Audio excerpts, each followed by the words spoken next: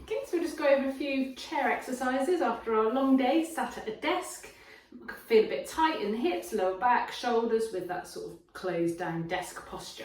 So first of all, I thought we could have a little look at some pelvic tilts. Best position to be in when you're doing these exercises is moving yourself away from the back of the chair so you've got a bit of space to move. But first of all, we're just going to unstick that lumbar spine by doing some pelvic tilts. So have a think about your sit bones sitting nice and evenly through left and right, sat on tall on top of the sit bones.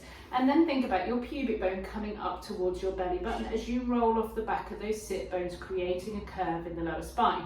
And then draw those abdominals, stretching the spine tall towards the ceiling, and continue that movement rolling forward onto the sit bones to create a bit of an arch in the lower back. And just simply move through those two ranges, pubic bone to belly button, and then tall towards the ceiling, pubic bone to belly button, and tall towards the ceiling. This movement in itself can just free up the back quite nicely when we've been sat for a length of time. So if we move into the upper body and just try and unstick these shoulders, I'm going to do an exercise called corkscrew. As we take the arms, we're going to take them overhead, placing the hands behind the head, and then enjoy a nice shrug, the shoulders up towards the ears, and then lengthen the shoulders away from the ears, drawing those shoulder blades down the back of the chest wall, and send the arms away. We're going to repeat that again, having a thought about a connection between your ribs and your hip bones. So there's a gentle little bit of work. Think about maybe just tucking the ribs into your abdominals to create a bit of work through the mid torso as we go again. So keep connection of those ribs, hands go overhead, we shrug the shoulders, we lengthen them and then send the arms away. This time we're going to have a think about nice wide collarbones. You're keeping that width through the collarbones as we shrug, release and send the arms away. We're going to go one more time with those ribs connected, nice wide collarbones, shrug, release and send the arms away. So while we're doing that exercise, we can have a think about engaging our deep neck flex and just giving a bit of space to the back of the neck in this desk posture. We want to lengthen that neck up. A really nice exercise here, deep neck flexors. We can place the hands behind the head and then draw the head back into the hands and then release. So squeeze, hold, release. Can you keep those shoulders lengthened from the ears and those collarbones wide while you squeeze, hold, release? Can you keep that connection between ribs and sit bones as you squeeze, hold, release? Ribs and hips, I should have said. Okay, so from a side angle, you want to imagine if you had a ponytail that you're pulling that ponytail up towards the ceiling, lengthening the back of that neck up and feeling that lovely stretch through the back of the neck. And release. Squeeze, hold, release. One more time. Squeeze, hold, release. Okay, great. So just widening, working through the width of that chest from this closed position. We can do a dumb waiter series, opening the chest out. So float the arms up to tabletop height. Keep the elbows tucked into the side to start off with, and nice lengthened shoulders from the ears with wide collarbones. We're going to keep those ribs connected, so feel that tuck in of the ribs between ribs and hip bone, and then we're going to open the arms and then close them. So simple exercise, open and close, working and just energizing those shoulder blades, the rear shoulder girdle as we open and close. The temptation might be to flare the ribs and work through the thoracic and lumbar spine. So we want to keep that connection so we've got that nice, tall, stable spine, and we're working just through the shoulder girdle. We can extend that movement into what we call the Cleopatra. As we take the arms, we're going to challenge a neural pose a little bit more as we turn the palms down and then draw the arms back in. So palms up, arms out, turn the palms down and then come back in. We're challenging here the shoulders being lengthened from the ears. We're challenging as we turn the palms down and keeping those collarbones wide so we don't roll the shoulders with us. And then we come back. So the neural stretch will probably occur about there, so you can just work within your range. You can either do nice shallow ones if it's a bit tight, or if you can challenge yourself further, work through your range. It's our Cleopatra. So from our Cleopatra, we can think about maybe doing some arm openings. So opening through the chest, starting to bring the thoracic spine into this. So floating the arms up to up to chest height this time. Nice wide collarbones, and think about keeping those shoulders lengthened from the ears, those deep neck flexors engaged. We're going to take the left arm overhead and then add a rotation of that trunk. So imagine a shiny light on the front of your breastplate, and as you rotate, you shine that light to the side. arm up, shoulder lengthen from the ears, and then rotate through the rib cage. Trying to think about keeping that weight even through the sit bones. One more time each time. Left, over at the rotation, that gentle connection with the ribs, just to avoid any cheeky extension as you rotate. That check. And over, lovely. Place those arms down. So I thought it'd be a good idea if we can start thinking about the lower limb now and how we stretch that. And we're going to go ahead and stretch the quads and the hip flexors. I'm just going to move the camera to give you a slightly better angle. Lovely feet. So the first exercise we're going to do is a quad stretch. You can just sit on the side of your chair. Okay, so just wriggle yourself onto the side of your chair. You can hold on for some support if you want to. And then see if you can lift that foot off the floor. You might want to use a band or something, or grab your trouser leg. So if you can, we're looking to see if we can get the heel towards the bottom and the knee long down towards the floor. And then we're going to draw the pubic bone up to the belly button. As we do that, we're going pubic bone to belly button, just to get that connection through the hip as well. So pubic bone to belly button, ribs tucked in, and then just draw that knee long towards the floor.